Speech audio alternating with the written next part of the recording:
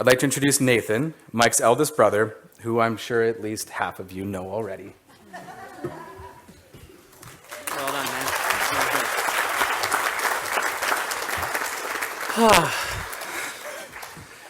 How about that main course, huh?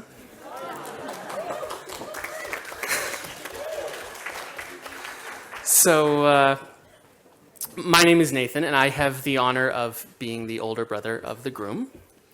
I am so glad to have the opportunity to speak here on Mike's behalf. I have lots of experience doing that, particularly when we were kids. And just like back then, Michael will be lucky to get a word in edgewise. So I don't remember a time when Mike wasn't a part of my life. As you saw on that brief clip following our parents' speech, our family home videos pretty much consist of continuous footage of two bumbling tow-headed tykes, later three bumbling tow-headed tykes, with hair reflecting the sun so brightly that we could signal passing aircraft. If you were to watch those videos from the time that Michael arrived in our lives, then you would see that it changed everything. But I don't remember that because I was so young at the time. So for all intents and purposes, Mike has always been around, and I've been so lucky to have him around. Those of you who read the wedding website thoroughly might have noticed that what Mike wrote about me when they were writing about the wedding party is that he considers me the Bert to his Ernie. Yes, it is nice, isn't it? But it came as a bit of a surprise to me because I always considered myself the Ernie to his Bert. That was particularly true in our early years. For much of our early years, Mike was my sidekick in our imaginary adventures. Or at least he was my sidekick whenever he was aware we were having an imaginary adventure. While I was running around making up new worlds and telling new stories, Mike would trundle along right behind me, but mostly just walking around, looking around. He was only marginally interested in the grand adventures that I was experiencing. I don't recall him having quite the same enthusiasm for make-believe that I did at the time. Even if he had, though, I probably wouldn't have let him take the lead. As would become an iconic and oft-quoted phrase in our family lexicon, I always had to go first to show you how to do it.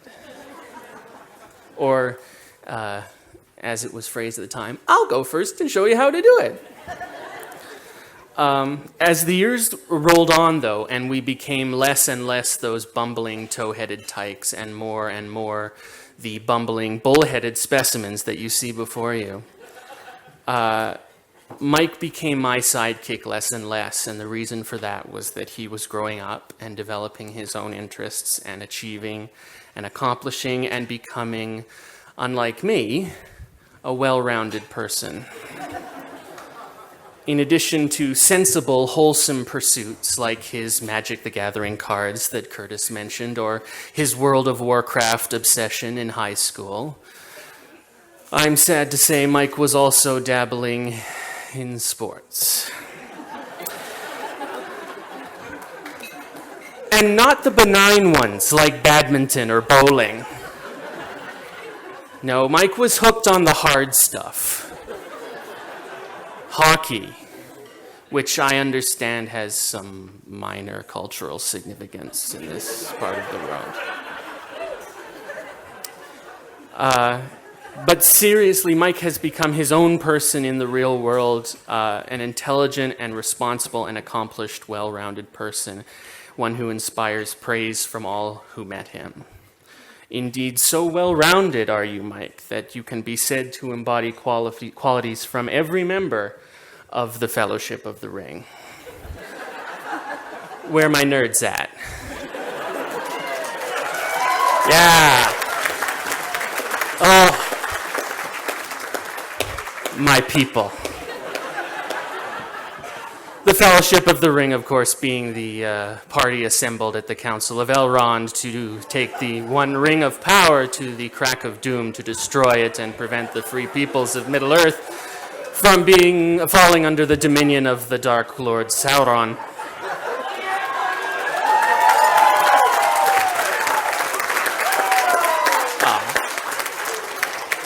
I can't tell you how good it feels that you reacted that way. If, as I gather, many of you have either read that book or seen the movie, or both, then you would know that Mike is strong like Boromir. He is wise like Gandalf. He is courageous like Gimli. Like Legolas, the ladies really like how he looks. Like Merry, he's a troublemaker. Like Pippin, he is goofy. Like Sam, he is loyal. Like Frodo, he takes on great responsibilities without fully thinking through the consequences. And like Aragorn, he is a prince in disguise, the heir to a wonderful legacy, and he marries the beautiful elf princess in the end.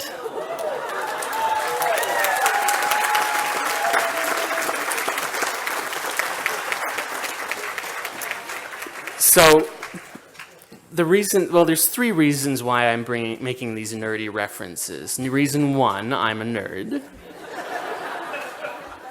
Reason two, so is Mike, although he hides it well.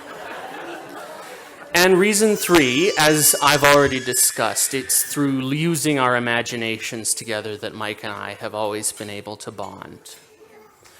When we were tykes, we would have imaginary adventures, and in the last few years, we've gotten together whenever possible to explore our imaginations again. We share our geeky hobbies with each other. We go to see Marvel movies together, and we play Dungeons and Dragons together. Which, I maintain, there is no better way to get to know a person than to play Dungeons and Dragons with him. Michael and I have explored ancient temples and slain vicious monsters together. And in the process, Mike has shown me his intellect and his creativity and his compassion.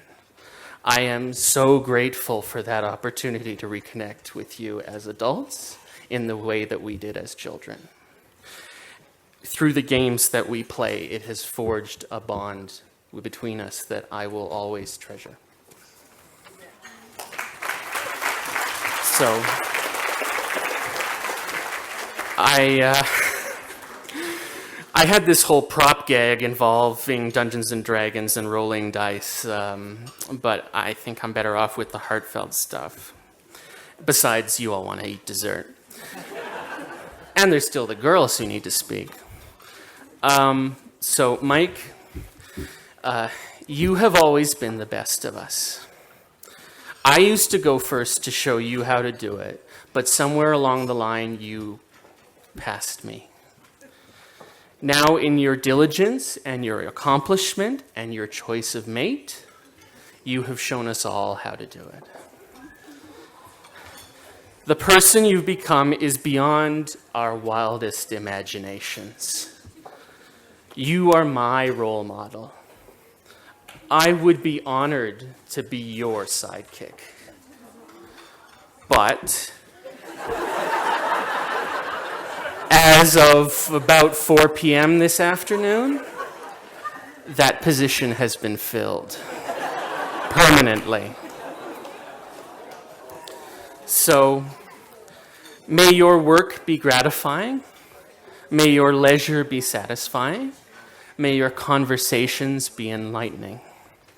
May your enemies tremble and scatter before you.